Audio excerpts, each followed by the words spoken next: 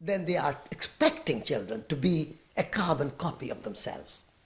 And in England, even parents want to send their children to school where they went to school and university where they went to university. So that is how our adults in our world are trying to hinder the particular expression and particular genius which is being manifested in a particular child. So if adults can realize that only thing we can do is to observe, to watch children grow, watch children flourish, help them not to get into the fire or cut themselves with knife, or like a gardener protecting the seedling and protecting the plant from frost and from bad weather. In the same way, adults can protect and give protection and give support, but do not try to make your children a carbon copy of yourself. That is the first and foremost step the adults can take to allow the genius of each child come out. We cannot isolate our children from the world around them. And we have to accept that they have to grow and deal with the world in their own way and find their own answer. But if we are able to set some example that we are not hooked to television or hooked to consumerism and the shop until you drop sort of concept, and that kind of lifestyle, if we are not hooked ourselves, then our children will see, because children will not learn from what we say to them. Children will learn what they see in us. The action speaks louder than the words. When you live a particular lifestyle, children see it. And if they think that this is genuine, sincere, and there is integrity there, and there is no hypocrisy there, they will respect it. That's my experience, because I have seen now nearly 200 children going through my school. And this is the conclusion I have come to. However much you tell them high-fly moral ideas and principles, but if they don't see it in you, they don't learn it. But when they see it in you, they become inspired. They learn from you. So only thing we can do is we live ourselves a kind of life which has integrity. Integrity is important. And children will respect it. Children will never rebel against integrity. They will rebel against hypocrisy. We say that this is a partnership, a relationship, a cooperation between parents, teachers, and children. Education is dependent on these three parts. And therefore, parents contribute what they can in their time. Teachers, we have, if you have seen the list, Caroline might have shown you the list, 35 children, and we have 17 teachers. 1:2. Now, I say this is natural, because God has given each child 2 teachers, father and mother. And God did not think that it would be too expensive, too uneconomical to have 2 adults for 1 child. If nature has that plan, why shouldn't we have 2 children for 1 teacher? Because that's not 2 adults with one child. We are actually giving less than what nature has given. We are giving only 1 teacher for 2 children. Of course, they are not all full time. Some come for 1 day, some come for half day, some come for 2 days a week. Whatever they are involved in doing, they are doing. But we think that this segregation between adults and children is not a good idea. Adults and children should be a continuum. It's a sort of relationship. And the children learn from seeing adults what they do, and adults learn from children. We must also learn from children. What wonderful humor and joke and things children do, and what kind of wonderful things they build. When my son, from the age of 5, he has always been building tree houses and various things, houses in the hedge or whatever. And I've always watched it with great pleasure. So children learn from parents and adults learn from children. So there is no segregation. And there should be no segregation between old and young. I mean, in our Western society, I mean, I hear that now it is coming even in India. The old people are put in old age homes, segregated. And that's not right, because old people, parents, grandparents should live in the family. So this segregation is not necessary. So education is everyday life.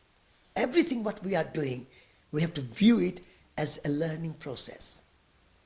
What is the thing we need to restore is place of information, wisdom, and practice. These three coming together. Education at the moment in our schools, I mean, Steiner is an exception, and a small school is an exception, and there are one or two other similar exceptions. But in the main, particularly the state schools and the public schools, even the private schools, they have concentrated on information. And they have seen knowledge as power. Whereas in traditional Indian ashrams, where whether you are a prince like Krishna or Sudama, a poor boy, you went to the ashram of the teacher and you lived there, and day was spent collecting the wood, collecting the fire, sweeping the ground, keeping the house together, and then in the afternoon and in the evening, teacher will teach you Sanskrit, Vedas, and he or she or the family, husband, wife, they will impart information, wisdom, and practice. These were the three aspects of traditional Hindu ashram education. And this is what Vinoba restored at Pavanar in his Param Dham Brahma Vidya Mandir, that only information is not enough. Now, in our schools at the moment, our work is information. No place for wisdom and no place for practice. And also this idea of criticism, literary criticism, philosophical criticism. We are always asked to write a critique of Shakespeare, a critique of anybody. We are always asked to criticize. Whereas what I have learned in the Indian traditional learning is criticism without synthesis, analysis without synthesis is useless. For example, there is a metaphor we say in India, so that when you want to make a dress, you need two tools, a pair of scissors and a needle. Pair of scissors is equal to analysis, and a thread and a needle is equal to synthesis. If you have pair of scissors, you will have whole room full of pieces and no dress. And that's what we have in our modern education. We have a country full of pieces, no synthesis. So what we need to do is to put needle and thread and synthesis. And that synthesis is to bring things together. Appreciate. So I would like to say, that's why I say 1 part criticism and 9 part appreciation. That's the education. That's the synthesis. That's the needle bit. Without the needle, your pair of scissors is just going to create a mess. And that's what has happened in our society. We have created a lot of mess. And there are broken hearts and broken personalities and broken lives all around us because there is no education which is able to put things together. If there is an onslaught of commercialism and materialism, and if people are destroying your landscape and your forests and land, and if you just sit in your room and study and meditate and let the onslaught go on and you ignore it, that is not correct, in my view. I would like to see people following the examples of Mahatma Gandhi and Martin Luther King and many other such teachers and great leaders who have sort of shown us a way of going out and saying, no, I don't agree with it, and as far as I'm concerned, I'm not going to allow you to destroy these forests, this landscape, these people, exploit them, destroy their society and community. Non-violently, of course. That's the Gandhian principle. Like Arne Naess is totally against torture, Mahatma Gandhi was against, as far as possible, violence. Because one thing, we have to have common ground of understanding that any change we want to bring about should be brought about through non-violent means, but not necessarily democratic means. You can go to jail. You can break the law and go to jail like Mahatma Gandhi did and Martin Luther King did. Say, if it's an unjust law, if it is a law which is destroying our earth, I mean like Newbury bypass, they say it's illegal, we have got planning permission, but so what? It's legal to destroy all these forests and trees and landscape and farmland and all the beautiful countryside, and you say it's legal. So legality is not the paramount principle.